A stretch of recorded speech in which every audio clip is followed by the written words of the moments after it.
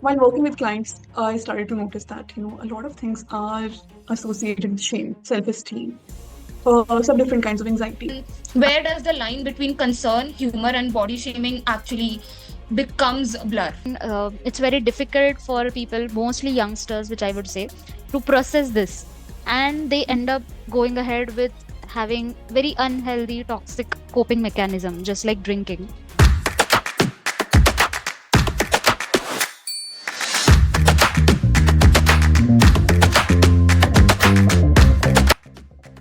Hello, everyone. I'm Shivani, psychologist. I'm so happy to be back with another episode. I know it's been a long time, and today's episode is about a strong and intense emotion, which is shame.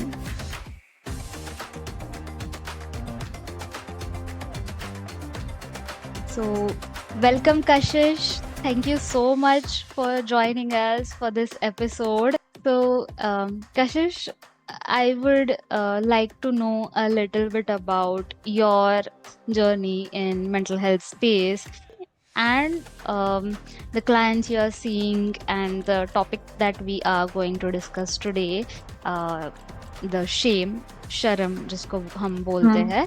So yes, how we are like how did you end up with practicing on this topic? How you started with working on this particular emotion as your niche? Right. Okay. So a little about me and my journey. Um, I think I always knew that I wanted to be a psychologist since my school days, right? And I was like, "कि ठीक है, जो कुछ भी होगा, I just try to be one." So being a good scorer and in school and everything, it was hard for me to take humanities after it, but I took it. I was dedicated to the field. I studied psychology in my school 11th and 12th standard, bachelor's and then master's and everything. So yeah, the journey has been a little smooth and touch wood, yeah, it has been smooth. Apart from that, like I started my private practice soon after my graduation, and here I am after 1.5 years, still working in my own private practice. So, coming to the topic of shame, while working with clients, I started to notice that, a lot of things are associated with shame, self-esteem, some different kinds of anxiety, and extreme behaviors like perfectionism, inner critique, overthinking. A lot of things are associated with shame, directly or indirectly, right?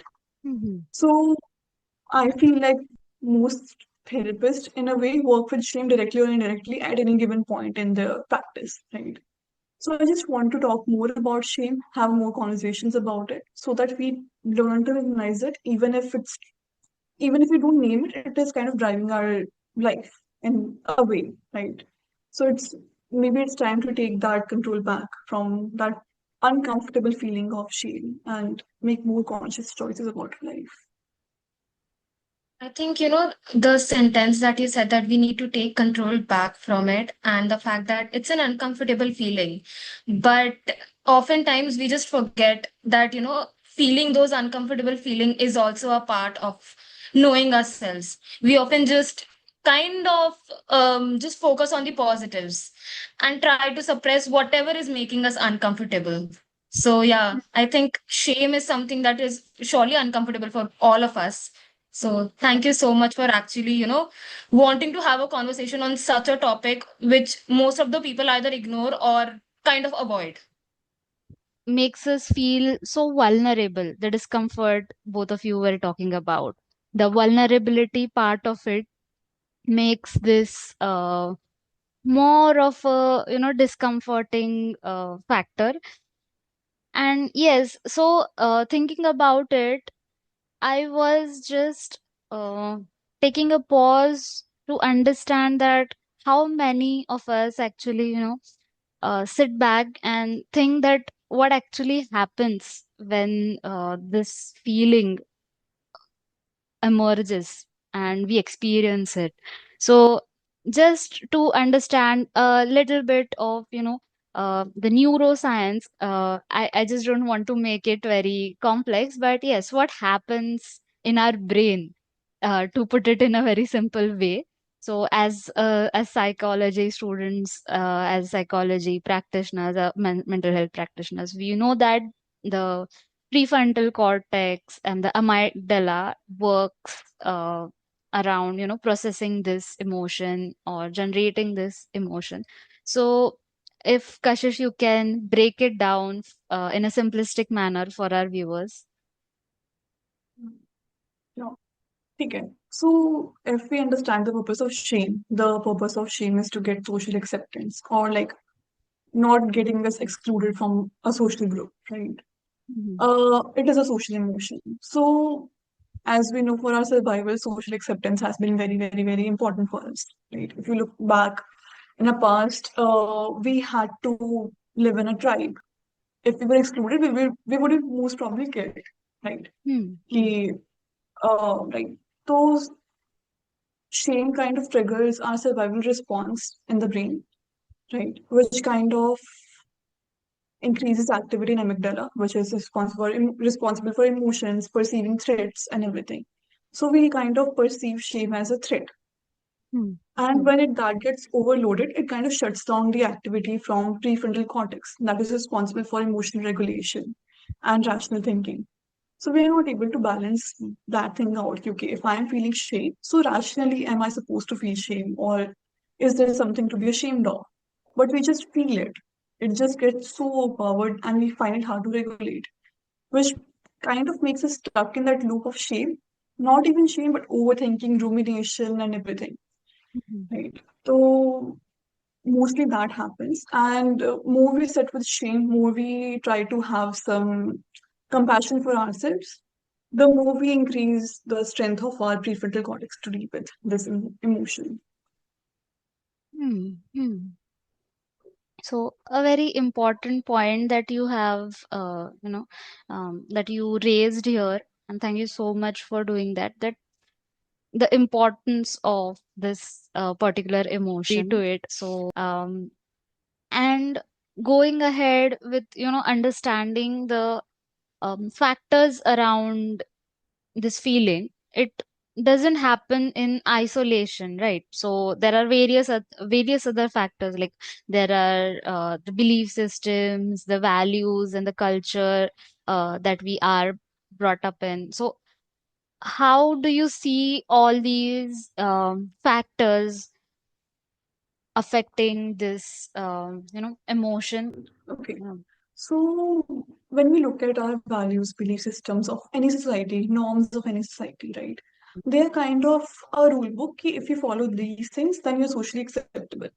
If you don't follow, then you'll be excluded from our society, right? hmm, hmm, So, and when we talk about shame, the major purpose of shame is to keep us in a group, keep us socially accepted, right? right, So right. it becomes very, very, very important for us to follow those values norms. And when we don't, mostly in collectivist societies, we kind of feel like, okay, now we are supposed to feel shame if we are not fulfilling our gender role, if we are not Hmm, fulfilling our hmm, family expectations, if we are not hmm, fulfilling what we are supposed to do, right? And in contrast, if we look at individualistic societies, they also have some values and norms and everything. But it's mostly about personal achievements, personal failures, and all hmm, those things, right? So right. they might feel more shame around what they have done personally in their life for themselves, their personal failures, rather than the values and norms of society. So in a way, both cases, the values and norms and belief systems are dictating what you should feel ashamed about, right? Hmm, Um, but I think it is up to us to like how much we want to give that charge to this feeling. Like I'm hmm, not saying go completely in rebellious mode and just do anything absurd, right? But you have the power to set that limit, how much you want shame to control your life and how much you want to give into society and feel that feeling of acceptance because it is important for us at the end of the day. So as we know that, many people, we all struggle with shame, but we often kind of don't realize how it connects to our self-esteem. So, Okay. would it be possible for you to maybe walk us through how, shame and self-esteem can be linked, or how repeated shame, especially when it comes to childhood interaction with your parents or childhood interaction with your caregivers, how it can affect us and how we see ourselves because of that as an adult? Sure, sure. Uh, when we are kids, we are kind of like very egocentric. Like, we feel like everything around us is about us. And it takes, like, it is a developmental stage that takes time to develop, that we try to consider other people and everything. So, any kind of abuse, any kind of rejection, exclusion, humiliation, or like criticism at that particular point kind of makes us feel like it is about us, right? We are not able to see things as they are. We are not able to understand कि किसी और को गुस्सा आया है तो they are like trying to displace their anger onto us. But we just feel like, okay, it is about me. I did something wrong. And Hmm. the best way we find to make sense of things that are happening around us and to have some sense of control over situation is try to blame ourselves for things, or try to have this feeling that there's something wrong with us. That is why everything around us, all these things are happening, right? Develops unhealthy shame, right? Which makes us feel like, okay, it's not about social acceptance anymore. It's about I am broken. I am dirty. I am rotten. There's something very, very wrong with me, right? That's why all these things have been happening so far with me, right? And when we have such a belief system, we don't show up authentically. We try to hide our emotions. We try to hide our capabilities. We have a lot of fears around failures. We have a lot of fears around rejection. And we don't fully engage with things, which kind of limits our ability to do things, which kind of limits, or even in that sense that we have this feeling, okay, I can do, either it will make us feel like, okay, I am this person who is like, who has to be perfect all the time, or who needs to be perfect to get that acceptance, or I'm a high achiever, I have to do these things, or we feel like, nee, I won't be able to do anything. In both Hmm. cases, I feel like in back of both cases, there is low self-esteem, Hmm. right? Hmm. Hmm. Even if you feel like, okay, I feel like I'm this omnipotent person, but still at the end of the day, that is not very, that is very conditional in a way to the how other people are treating that omnipotence. True. So in back of both of them, there is low So, self-esteem related. related to that, uh, Kashish, you also mentioned unhealthy shame, the part of unhealthy Hmm. shame. And I think we also discussed it before, the difference Hmm. between how healthy and unhealthy shame is. So I think this is very important for everyone to understand that there are two sides of it. So I would, love to hear a little bit of breakdown on healthy shame and unhealthy shame, if you can differentiate it for our audience. Yeah. Okay, fine. So with when it comes to healthy shame, we see shame as an emotion that serves its own purpose, and the purpose is to get social acceptance, and Hmm. kind of make us feel like to be human is to be limited, right? Hmm. To Hmm. confirm or like to be part of a group kind of limits our humanity, and that's okay because that we need both. We need individuality and we need to feel belonged at the same time. Hmm. When it comes, and it kind of helps us build more connections, feel more Hmm. connected to people, and to feel more connected to our own selves in different ways. But when the shame becomes unhealthy, we kind of feel like there's something wrong about us. Hmm. Hmm. There's something very rotten about us at the core of our own self, right? And that kind of stops us from building genuine connections. So I feel like the major difference lies in how we are connecting with others if we want to identify what shame is healthy and what is not healthy, right? Hmm. Hmm. And unhealthy shame is a result of past traumas, abuse, rejection, humiliation, exclusions, and all those things. Yeah, Okay. Okay. So, majorly that. yeah, just to add on here, what I feel is like the healthy shame comes with a little bit of responsibility as well, being Yeah. responsible to follow the ethics, the rules, the norms, which are Mm. actually important for running a smooth functioning of our society and Mm. as a person as well. So So, yeah, this is. so now that we have talked a lot about self-esteem, and there's a lot of awareness that's been, rising when it comes to body shaming as a topic or as a thing that is very prevalent nowadays in a very subtle form. It might be just your maybe one of your relatives saying that, oh, how thin do you look? Or do you not eat enough? Or maybe for the opposite people, like the healthy ones, that, oh, how much are you eating? Why you did just have lunch or something along those lines. So it's like some people say that when parents are saying that, if I tell my child to lose weight and get thin, then how is that wrong? I'm just, worried about the health. And I'm not trying to maybe do anything wrong here. It's just concern. But how does those jokes or those subtle remarks about someone's maybe body, how does that play a role? And because I think in friend circles, it often happens that people just joke that, oh, you are looking like a thin stick, or you are looking like a maybe teddy bear. But even though they want to just say and talk about it in a joke way, oftentimes the person on the end of the joke might not really take it that way. And do you think this would affect them? And where does the line between concern, humor, and body shaming actually becomes blur? Mm. Right. So I think it's called body shaming for a reason that, the person on the receiving end of it feels shame, right?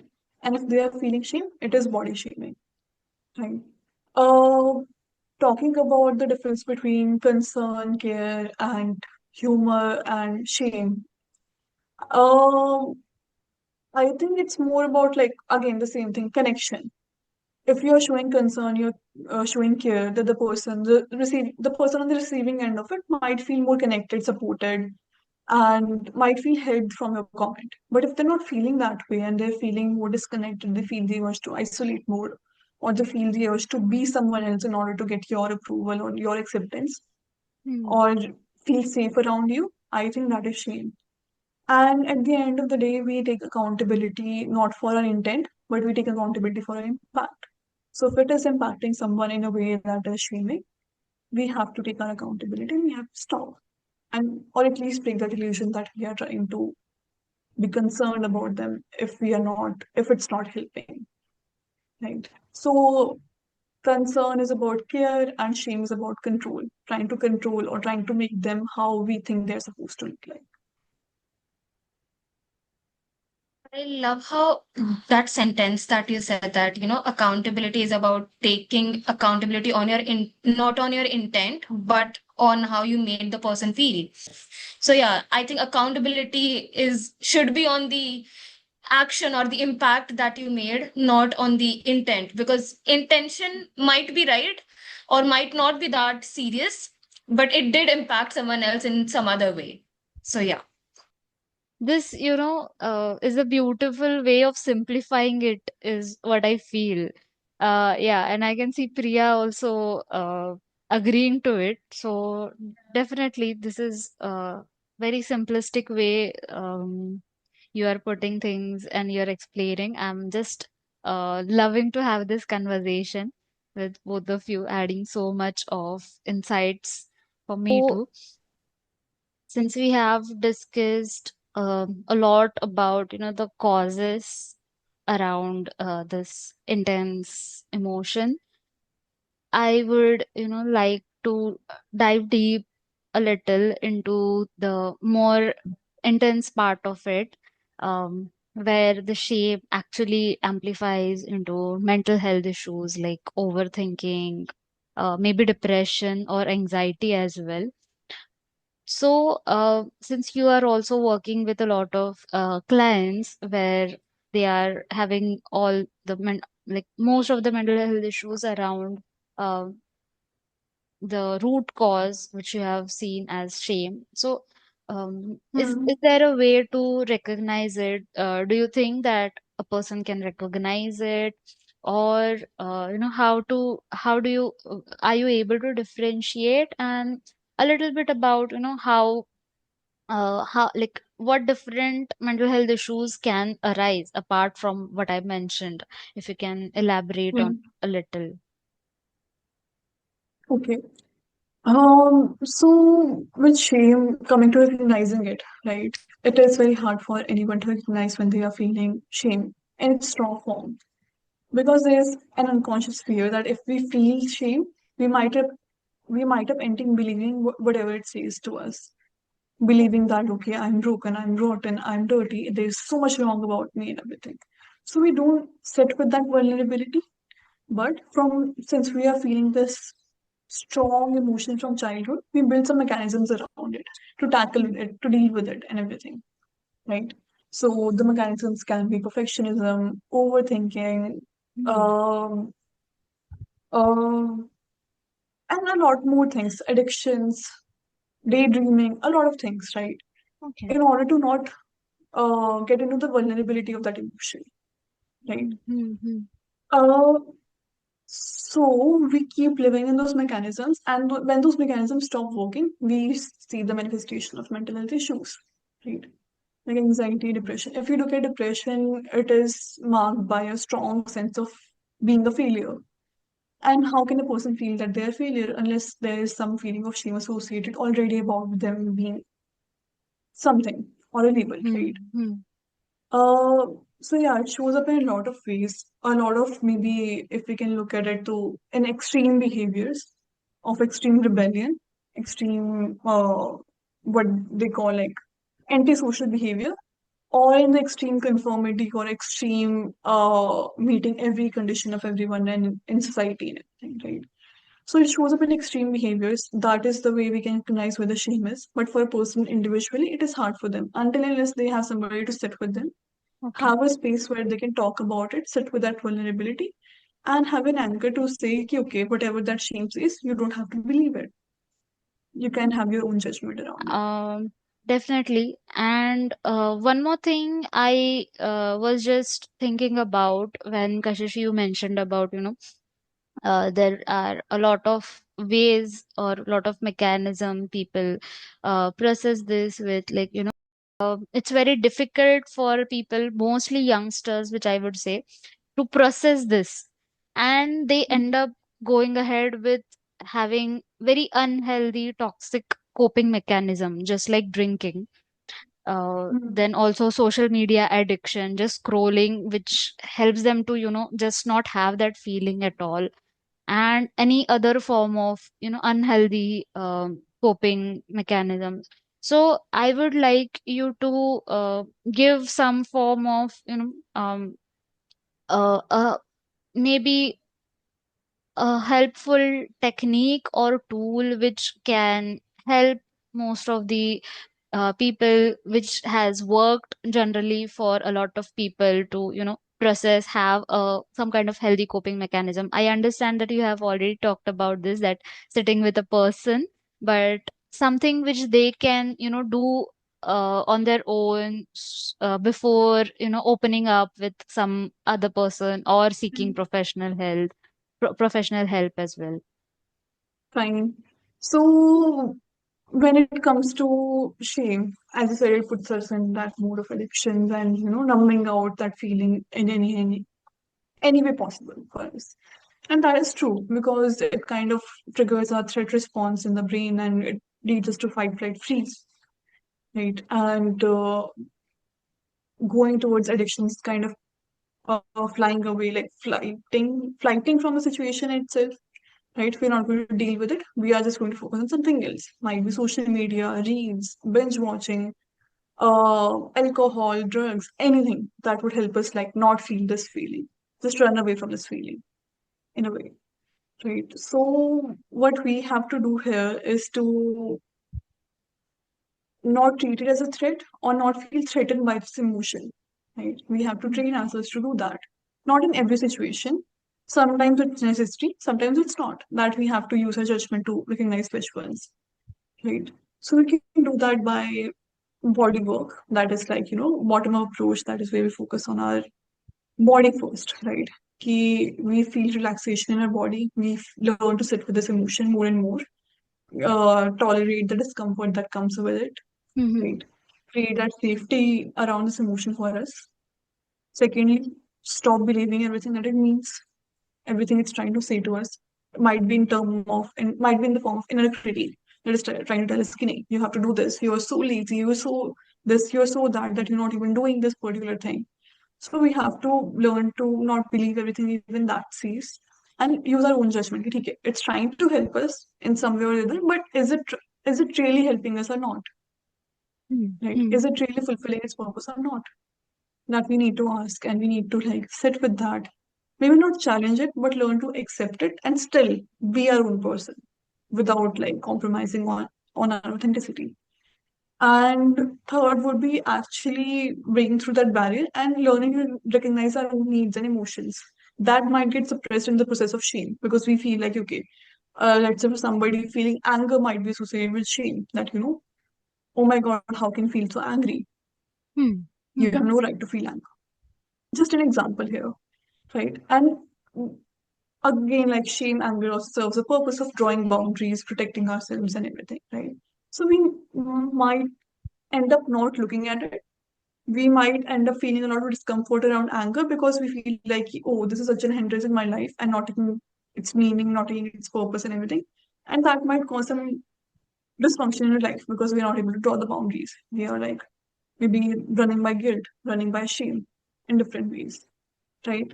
And that kind of makes that feeling even more uncomfortable for us because it shame is kind of acting as a barrier in order for me to meet my needs, my emotions, express my emotions and everything. So we need to learn to sit with our needs and emotions as they are, and Mm-hmm. maybe find ways to express them in a healthy way or getting those needs fulfilled by our own selves or by somebody where it is getting met in a healthy way.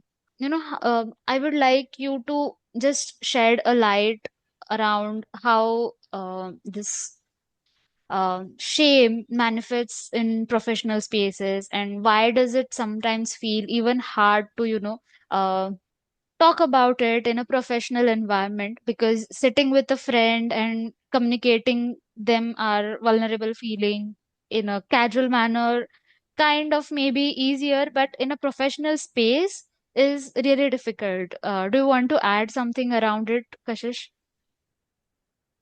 Um, yeah, sure. I think shame in workplace is also an extension of how we are living, our mechanisms and everything, uh, to deal with that shame, right? In different ways. And when we look at an office, a typical corporate office, it is Hmm. such an extension or a mini replica of how society operates. There's hierarchy, there are people who are around us, there are people who are positionally beneath us, right? And how we look at them, it's like very different for different people.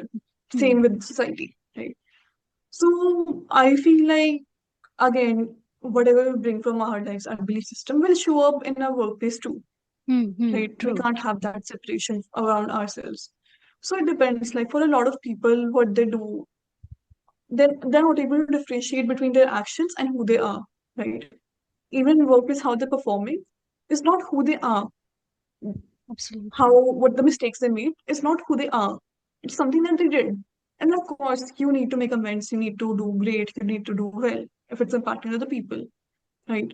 But if we're trying to over control it in order to avoid that feeling of shame, it will like cost us more than helping us. That we'll be hyper vigilant, we'll be anxious more and more, we'll be finding it hard to trust our instinct while doing the job, and we'll not be authentic basically, and that might impact our performance in return, again self-esteem thing and all those things, right? Perfectionism might show up ki, okay, I can't make any mistake, I can't fail here, or any setback Hmm. means something about me rather than it being about the work that I'm doing, or Hmm. letting us follow the natural trajectory of our career of learning in general, and we would feel like, okay, see, I don't know this thing, this is so shameful, rather than feeling like, okay, I need to learn this thing in order to reach there. So it shows up in a lot of ways, a lot of things, right? And I think it is really, really important for us right now to separate ourselves from our work, separate our own words from our actions. Yeah. Yeah, I absolutely. think, Mm. Mm-hmm. while you were talking all of this, I just struck out 2 points. One was how you mentioned that we often attach our self-worth with the work with that we do. Like who we are becomes the work that we do. Mm. If we make a mistake at maybe office or maybe at workplace, we feel that okay, that shows that I am at fault. Not that my work was at fault, but I am at fault. And Mm. that is something that I think people who kind of are maybe overachievers or maybe who find the value that they have through their work often go through a lot.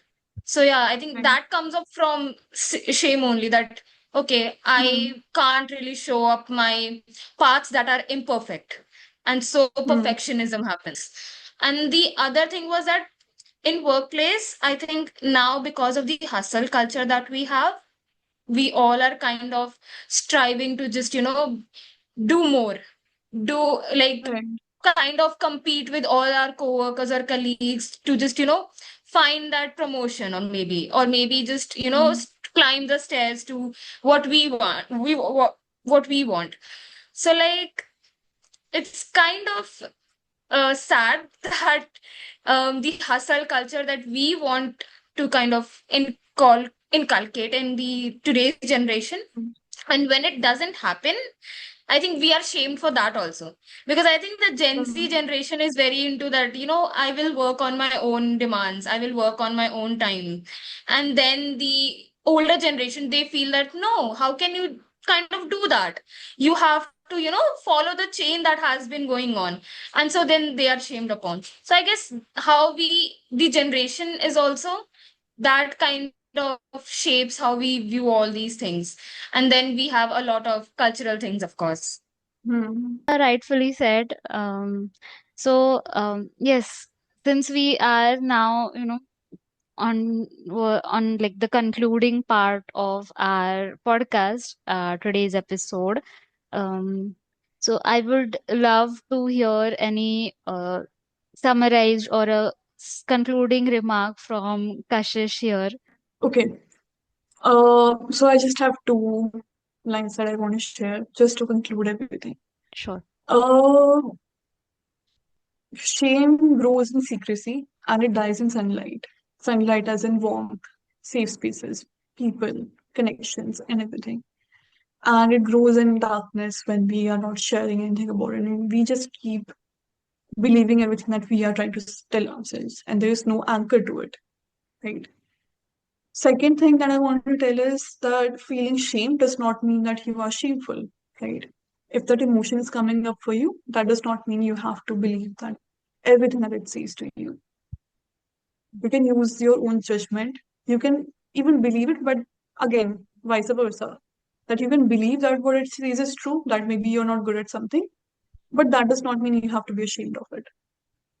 So we need to break that pattern, that cycle, that loop. Absolutely. Yeah. Honestly, I think this whole conversation was so insightful. And when I use the word insightful, I really mean it this time, because it's not that we didn't know that shame exists. We know, but we always kind of try to forget it or try to not talk about it. So Mm. everything that we talked about, all the conversations that we talked about, all the examples that we went through, they all are a part of our life. But we kind of just, go through it without really knowing what it actually means. So thank you so much for actually, breaking down all of these things with such clarity, such compassion, and so much of insight, that we know that what is going on and what shame is, and how it can also kind of we need to reach out to just people, as you mentioned, that it dies in sunlight. So we need to reach out, we need to kind of connect with our people around us, because after all, humans are social beings. We need to have some social connection to function healthy. So, thank you so much. And I think I had a great time talking to you. I'm sure Shivani feels the same way. So now, to our audience, I hope that you all enjoyed the podcast. I hope that you would consider growing and understanding yourself. You would consider healing the part of you that needs healing. And just know that, as Kashish said, shame is not something to be shameful about. So sit with the feeling, think about it, and don't forget to subscribe, of course.